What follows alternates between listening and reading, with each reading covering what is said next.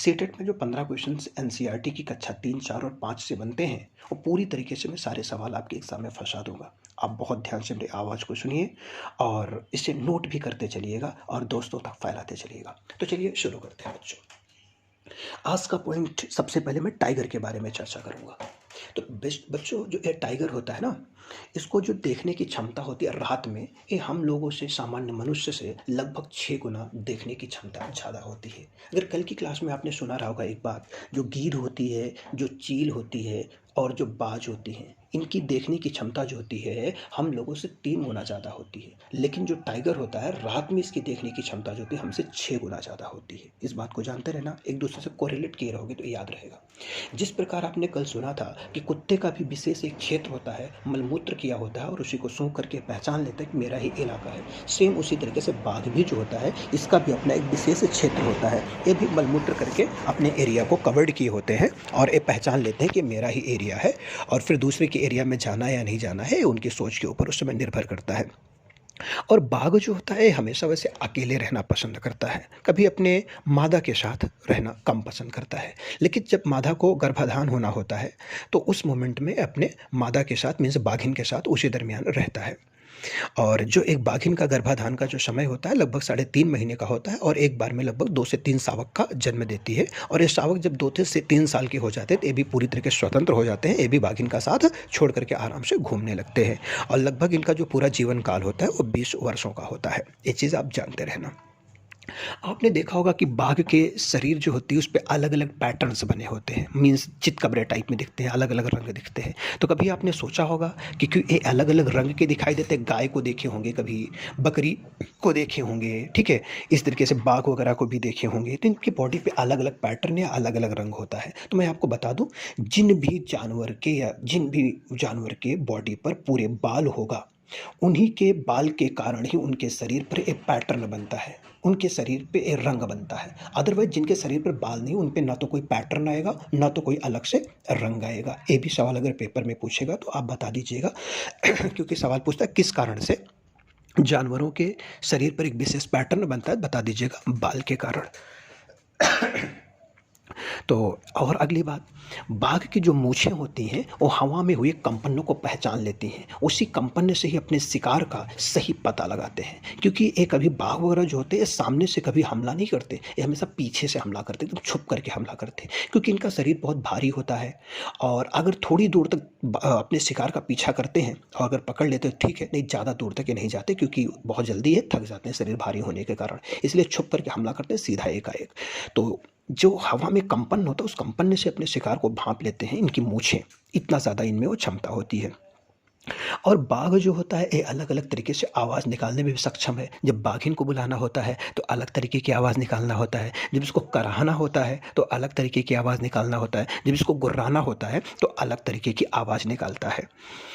और जब ये गरजता है, एक बार गुर्राता है, तो लगभग 3 किलोमीटर दूर तक इसकी आवाज़ सुनाई देती है। कल मैं आप लोग को बताया था कि कुछ वैज्ञानिकों का मानना है कि ढेर सारे ऐसे जानवर हैं जिनकी अपनी एक पूरी भाषा है। जैसे कि डॉल्फिन के बारे में मैंने बताया था कि वो अपनी पूरी भाषा में बात करते हैं। चिड़ियों के लिए भी मैं कल के दिन बताया था कि चिड़ियों को भी जब कोई खतरा दिखता है तो वो भी तुरंत आवाज़ निकालती हैं एक विशेष प्रकार की। उनको जब ज़मीनी खतरा होता है तो अलग तरीके से आवाज़ निकालती हैं, लेकिन जब उनको उड़ करके किसी पक्षी वगैरह से खतरा होता है तो अलग तरीके की आवाज़ निकालती हैं। ये चीज़ें आप बहुत अच्छे से सुनते और समझते रहना। बाघ के जो कान होते हैं दोनों तरफ बिल्कुल फैले हुए हैं तो ज़्यादा दूर तक घूम सकते हैं, क्योंकि ये जिससे ज़्यादा दूर तक की आवाज़ को कैच कर सके और सुन सके। ठीक है, आज आपने देखा होगा कि हमारे देश के अंदर बाघ की संख्या में लगातार गिरावट होती जा रही है, इनकी संख्या लगातार कम होती जा रही है। सरकार इसी को ध्यान में रखते हुए इनको संरक्षण देने के लिए कई ऐसे नेशनल पार्क या कई ऐसे जंगल हैं जहाँ पर पूरी तरीके से शिकार करना प्रतिबंधित कर दिया। अगर वहाँ आप शिकार करते हो तो वो जुर्म माना जाएगा और कानूनी कार्रवाई आप पर की जाएगी। जैसे आपको पता होगा उत्तराखंड का जिम कॉर्बेट, आपको बता दूं जिम कॉर्बेट जो उत्तराखंड में नेशनल पार्क है, इसका पहले का जो नाम था हैली नेशनल पार्क था, 1936 बना था। ये सबसे पुराना नेशनल पार्क है, ये भी आप जानते रहना। दूसरा आपका घाना नेशनल पार्क भरतपुर में है, यहाँ पर भी पूरी तरीके से शिकार करना मना है। केवला देवी राजस्थान में भी है, यहाँ पर भी पूरी तरीके से शिकार करना मना है। मध्य प्रदेश में एक नेशनल पार्क है जिसका नाम है Bandhavgarh national park. Bandhavgarh national park जो है सफ़ेद बाघों के लिए फेमस है। इस चीज़ का ख्याल रखिए। मध्य प्रदेश को टाइगर स्टेट के भी नाम से जाना जाता है। और प्रोजेक्ट टाइगर जो होता है वो भी 1973 से शुरू हुआ इसलिए जानते रहना। और 29 जुलाई को प्रत्येक वर्ष बाघ दिवस के रूप में सेलिब्रेट किया जाता है। लेकिन अगर पूछे प्रोजेक्ट लायन तो 1972, प्रोजेक्ट टाइगर 1973, इनमें कंफ्यूज मत होना। तो ये तो रही टाइगर की छोटी सी बात। चलिए दूसरे पॉइंट पर आते हैं, स्लॉथ। स्लॉथ बच्चों जानते होंगे भालू की बिल्कुल भालू जैसा दिखने वाला एक जानवर है। बहरहाल भालू नहीं है, ये एक पेड़ पर लगभग 17 घंटे उल्टा लटक करके सोता है और अपने जिस पेड़ पर रहता है उस पेड़ की पत्तियों को खाता रहता है और उसी से अपने पूरे जीवन को व्यतीत करता है। ये ज़मीन पर वैसे बहुत कम आता है, ना के बराबर ही आता है। पत्तियां खा करके फिर सो जाता है, उल्टा लटक करके सोता रहता है। इसका पूरा जीवन काल लगभग 40 वर्षों का होता है। अपने पूरे जीवन काल के अंदर लगभग 8 पेड़ की पत्तियों को ही खा पाता है। तो आइए पॉइंट नंबर 3, हाथी पे आते हैं। नंदू की हाथी बहुत इंपॉर्टेंट ये भी है। तो मैं आपको बतलाते चलूँ कि एक जो एडल्ट हाथी होता है, जो बड़ा हाथी होता है, वो एक दिन में लगभग 100 किलो झाड़ फूस लकड़ियाँ को खा लेता है। और जब हाथी का जो ग्रुप होता है उसमें केवल हाथिनियाँ होती हैं, हाथी नहीं होते, इस चीज़ का हमेशा ख्याल रखिएगा। केवल हाथिनियाँ होती हैं और उनके बच्चे होते हैं। और इनके ग्रुप में 10-12 हाथी रहते हैं, 10-12 हाथिनियाँ रहती हैं। और इसका जो लीडिंग रोल काम करता है, वो जो सबसे सीनियर हाथी होता है वो ग्रुप का लीडर होता है। मीन्स उसी के कहने के अकॉर्डिंग सारे लोग करते हैं। और बच्चे जब 14 से 15 साल के हो जाते हैं इनके ग्रुप को छोड़ देते हैं। बात समझ में। और जब ये हाथी का बच्चा जो होता है जब लगभग 3 महीने का हो जाता है, जिसका वेट लगभग 200 किलो के आसपास हो जाता है।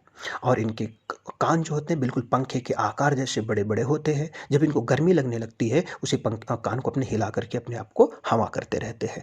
और इन्हें पानी और कीचड़ में खेलना बहुत आनंद आता है, बहुत अच्छा लगता है, क्योंकि इन्हें ठंडक मिलती है। जैसे कि आपने देखा होगा बहुत गर्मी पड़ती रहती है तो हम लोग भी, बच्चे वगैरह भी जो होते हैं, पास में अगर कोई नदी वगैरह होती है या नहर वगैरह होती है, पानी वगैरह कम होता है, डूबने का खतरा नहीं होता, तो हम लोग भी जा करके देखो बहुत ज़्यादा नहाते हैं, क्योंकि बॉडी को ठंडा मिलता है, अच्छा लगता है। वैसे हाथी भी करते हैं पूरी तरीके से। पॉइंट नंबर 4 आज के डेट में चलते हैं लेकर के पॉइंट नंबर 4 के पास।